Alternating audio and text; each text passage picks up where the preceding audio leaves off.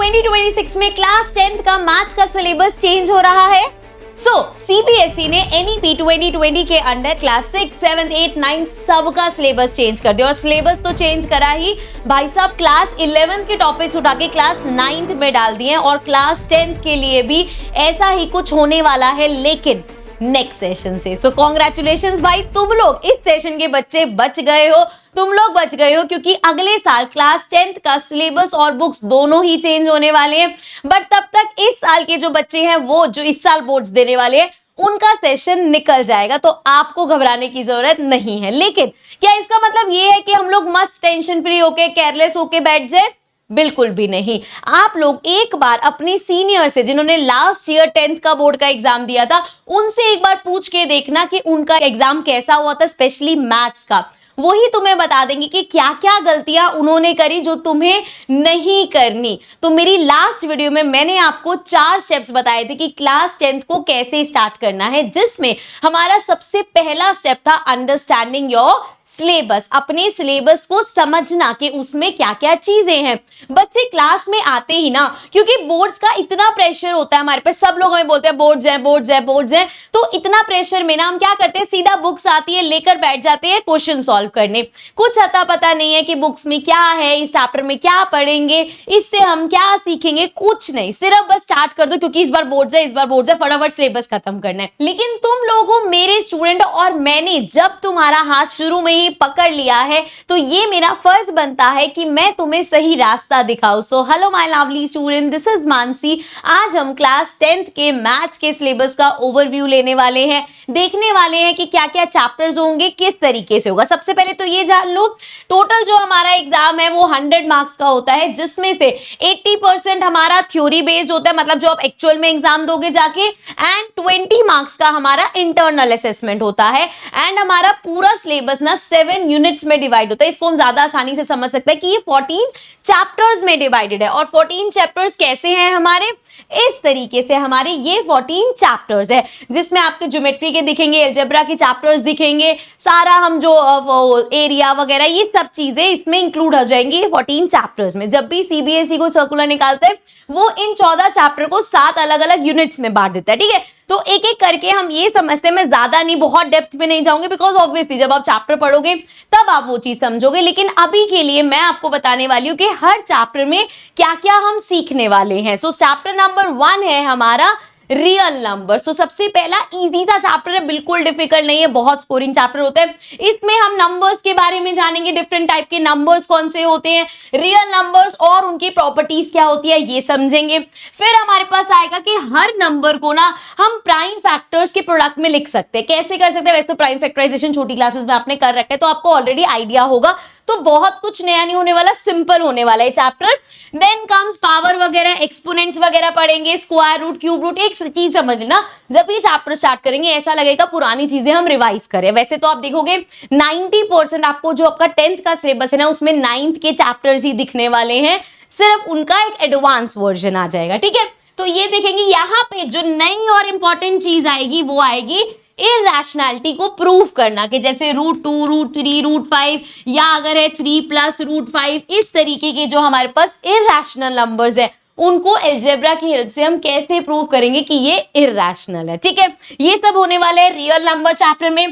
Then हम आ जाते हैं पॉलिनोमियल्स में। तो सबसे पहले हम समझेंगे पॉलिनोमियल कैसा होता है एंड पॉलिनोमियल की जीरोस कैसे निकालते हैं। जीरोस बेसिकली मतलब जैसे हमारे पॉलिनोमियल में जो वेरिएबल्स है, उन वेरिएबल में क्या वैल्यू रखे कि पूरा पॉलिनोमियल 0 हो जाए। तो ये सब खैर डेप्थ में तो हम वहां पे सीखेंगे ही।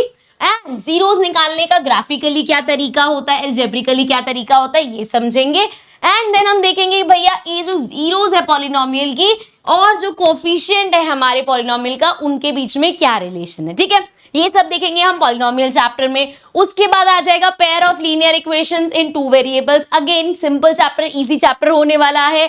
यहाँ पे हम देखेंगे कैसे आप 2 वेरिएबल्स वालों को, इक्वेशंस को ग्राफ में प्लॉट करते हो, एंड कैसे हम ग्राफिकली प्लॉट करके समझेंगे कि लाइंस इंटरसेक्ट करनी है तो उसका क्या मतलब है, पैरेलल है तो उसका क्या मतलब है, एंड कोइंसाइड करिए तो क्या मतलब। अभी पैरेलल वगैरह कैसे, क्योंकि हमने यहाँ पे देखो ना लिखा हुआ है ना पेयर ऑफ लीनियर इक्वेशंस, मतलब लीनियर इक्वेशंस की हम बात करेंगे पेयर्स में, कि अगर एक हमारे पास पेयर, एक पेयर का मतलब दो इक्वेशंस होगी, तो उनके बीच में क्या किस तरीके से वो रिलेशन होगा ग्राफिकली समझेंगे। एंड देन इक्वेशंस को सॉल्व करना सीखेंगे हम, सब्स्टिट्यूशन मेथड, एलिमिनेशन मेथड, एक टाइम पे क्रॉस मल्टीप्लिकेशन मेथड भी होता था, बट वो धीरे धीरे करके सिलेबस से बिल्कुल ही आउट हो चुका है। ठीक है, तो जो सिलेबस में उसी पे स्टिक करके हम ये दोनों मेथड्स देखेंगे। उसके बाद आता है चैप्टर नंबर 4, जिसमें हम क्वाड्रेटिक इक्वेशंस के बारे में पढ़ेंगे। क्वाड्रेटिक इक्वेशन बच्चे हमारी इस फॉर्म में होती है कि जैसे पहले एक्स स्क्वायर आ गया प्लस एक्स और प्लस एक कांस्टेंट नंबर हो गए, ये हमारी होती है क्वाड्रेटिक इक्वेशन। ठीक है, क्वाड्रेटिक इक्वेशन होती है। एंड देन उसको कैसे सॉल्व करना है यूजिंग फैक्टराइजेशन। देन हम देखेंगे क्वाड्रेटिक फॉर्मूला हमारे पास आएगा, तो सॉल्यूशन हम फैक्टराइजेशन से भी और इस क्वाड्रेटिक फॉर्मूला से भी निकाल लेंगे। एंड एक वर्ड आएगा नया विच इज डिस्क्रिमिनेंट, मतलब यहाँ पे हम डिस्क्रिमिनेंट निकालेंगे जिससे हमें नेचर ऑफ रूट्स पता चलता है। देखो मैं आपको ये बता रही हूँ कि ये चीजें आप सीखने वाली हो, तो ये मत सोचना ना तो हमें डरने की जरूरत है कि यार ये बिल्कुल नई चीजें आ जाएंगी, ऐसा कुछ भी नहीं है। अभी तक तो एटलीस्ट जो चैप्टर्स है, फर्स्ट सेकंड थर्ड चैप्टर आपके हमेशा फेवरेट रहने वाले हैं। हाँ ये ध्यान रखना, सेकंड चैप्टर जितना आसान एनसीईआरटी में दिखता है उतना है नहीं, तो उसके एक्स्ट्रा क्वेश्चंस करने बहुत जरूरी है। वो सब मैं आपको साथ साथ कराती रहूंगी, इससे टेंशन लेने की जरूरत नहीं है। यहाँ पे नए नए वर्ड्स देखने को मिल रहे होंगे, कुछ डरने की जरूरत नहीं है, बहुत ईजी है। अगर मैं बोल रही हूँ ना बहुत ईजी है, मतलब बहुत ईजी है। जहां होगा डिफिकल्ट मैं खुद बोल दूंगी कि देखो यहाँ ध्यान रखना ये चीज डिफिकल्ट है। ठीक है, चलो उसके बाद आते हैं एपी, अर्थमेटिक प्रोग्रेशन। अब ये तुम्हारे लिए ऑल ओवर एक नई चीज है, जबकि अगर हम अब जो नया सिलेबस आया ना 9th का, उसमें एपी जीपी दोनों डाल रखे। जीपी होता है 11th में, एपी होता है 10th में। आप लोगों के लिए बिल्कुल नया होने वाला है क्योंकि ऑब्वियसली 9th में आप नहीं पढ़ के आए इसको।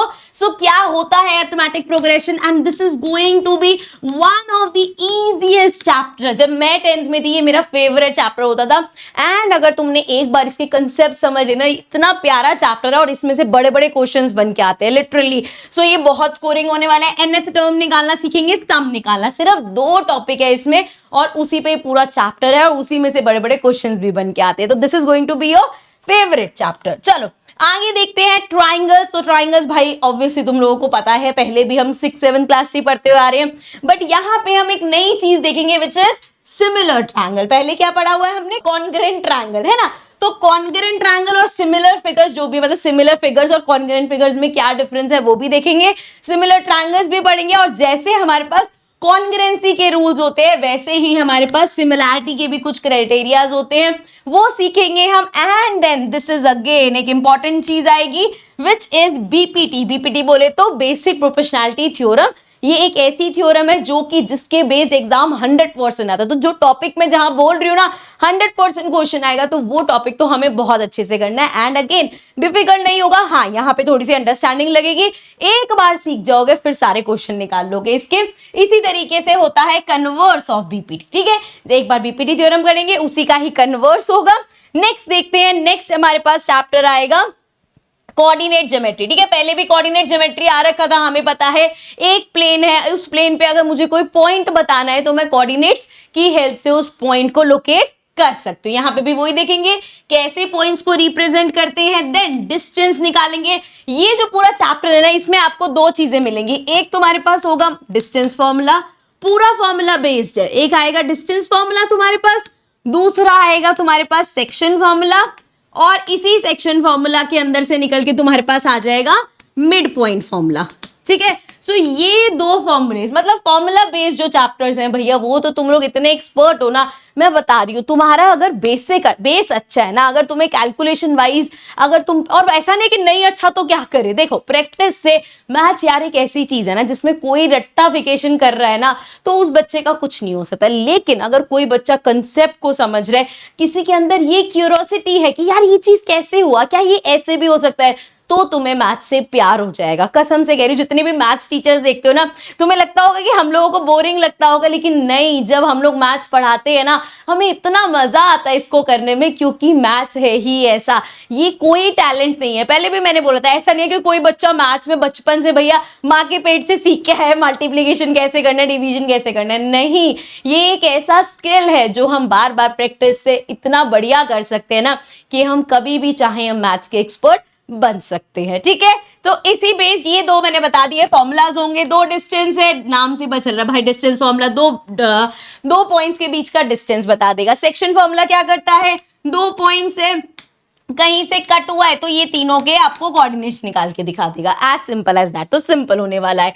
देन आता है ट्रिग्नोमेट्री। हाँ, अगर आपके कोई भी जानने पहचानने वाले हैं 10th में तो वो तुम्हें ना पहले डरा देंगे, भाई ट्रिगो, भाई 10th की ट्रिगो ना तेरा बुरा हाल हो जाएगा। कुछ नहीं होने वाला, ठीक है।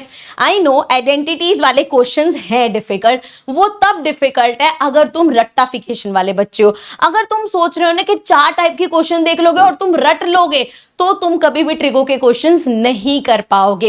अगर ट्रिगो का कंसेप्ट तुम्हें समझ आ जाएगा, क्या है ये साइन कॉस ये सब ये समझ में आ जाएगा, इनका रिलेशन समझ में आ जाएगा, तो तुम आइडेंटिटी वाले क्वेश्चन कर सकते हो। मैं तुम्हें बताती हूँ, देखो सबसे पहले तो यही साइन कॉस टैन कॉट जो भी है ये सब आपको सारे वो सिखाया जाएगा, उनका बेस दिया जाएगा।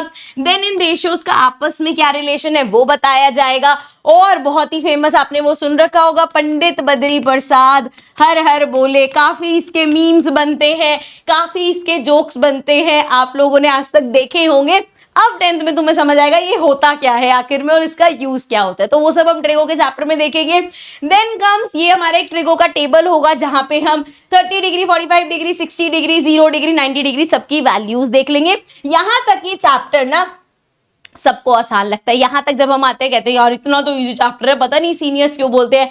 फिर आती है हमारी ट्रिग्नोमेट्री की आइडेंटिटी। सिर्फ 3 छोटी सी आइडेंटिटीज है, इतनी आसान है याद करनी, लेकिन उसके बेस्ड जो क्वेश्चंस होते हैं, जी हाँ वो क्वेश्चन ऐसे नहीं होंगे अरे बेटा बहुत आसान होते हैं कर लोगे, नहीं, वहां पे तुम्हारे कंसेप्ट्स लगेंगे, वहां पे तुम्हारा दिमाग लगेगा, वहां पे तुम मैथ्स की कितनी अंडरस्टैंडिंग लेके बैठे हो वो यूज होगा। तो यहाँ पे ये वाला टॉपिक हमारा एक ऐसे होने वाला है जहां पे बहुत सारा दिमाग लगेगा। तो अगर वो तुम दिमाग लगाने को तैयार हो तो ट्रिगो का चैप्टर तुम्हारे लिए मुश्किल नहीं होगा। अब इसी के साथ +1 में एक चैप्टर आता है जिसका नाम है एप्लीकेशंस ऑफ ट्रिग्नोमेट्री। ये हालांकि मुझे इजी लगता है चैप्टर्स। इसमें क्या होता है बेसिकली ट्रिगो के ही कुछ कंसेप्ट्स को हम यूज करके हाइट्स और डिस्टेंस वगैरह निकालते हैं, तो ये चैप्टर इजी होगा। सबसे पहले यहाँ पे आप angle of elevation angle of depression समझोगे एंड लॉजिकल मैथ्स यहां ज्यादा लगेगा कंपेयर टू रट्टाफिकेशन वाली चीजें या फॉर्मूला बेस्ड चीजें, ठीक है। सो ये करेंगे एंड देन हाइट और डिस्टेंस निकालना सीखेंगे, सिंपल होगा ये। चलो then comes the circle chapter. So circle chapter ऐसा है जो कि प्योरली बेस्ड है थ्योरम्स पे। यहां पे आप अलग अलग थ्योरम्स के प्रूफ देखोगे एंड उन्हीं थ्योरम्स को यूज करके आप क्वेश्चंस करोगे। तो यहाँ पे 4-5 थ्योरम्स होंगे, टेंजेंट वगैरह इंट्रोड्यूस होगा एंड उन्हीं थ्योरम्स के बेस्ड आपके क्वेश्चंस होंगे। तो यस आई वुडंट से कि ये one of the easiest chapter होगा, इसमें थोड़ा सा आपके कंसेप्चुअल जो नॉलेज है वो लगेगी कि आपको थ्योरम तो पता है बट आप इस चीज को प्रूफ कैसे करोगे, तो वो आपका अप्लाई होगा।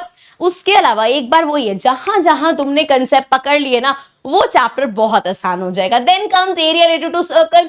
यहाँ पे हम सर्कल के सेक्टर देखेंगे क्या होता है, हम सेगमेंट समझेंगे सर्कल की क्या होती है एंड उसका एरिया निकालेंगे। तो सिंपल होने वाला है। अगेन ये वाला चैप्टर भी आपका पूरा का पूरा फॉर्मूला बेस्ड होने वाला है। चलो आगे देखते हैं, आगे आ गया surface area and volume. Of course जो सॉलिड फिगर्स हैं जैसे क्यूब क्यूबॉइड कोन या हमारा सिलेंडर, ये सब चीजें जितने भी आपके पास हेमिस्फेयर स्फेयर ये सब के हम फॉर्मूला बेस्ड होने वाला है, जहां पे हम टोटल सरफेस क्या होता है कर्व सरफेस क्या होता है वो सब अप्लाई करेंगे। फॉर्मूला बेस्ड है कुछ हद तक, यहां तक आप समझ लो। जब हम देख रहे हैं कैलकुलेट करना तो ये फॉर्मूला बेस्ड है।